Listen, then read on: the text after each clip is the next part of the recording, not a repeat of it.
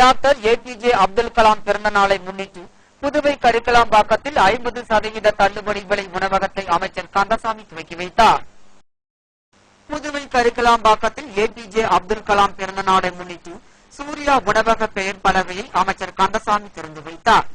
இந்த உணவகத்தில் விவசாயிகள் மற்றும் கிராம மக்களுக்கு 45% தள்ளுபடி விலையில் உணவும், முதியோர்களுக்கு 65% தள்ளுபடி விலையிலும் உணவு வழங்கப்படும் என அறிவித்துள்ளனர்.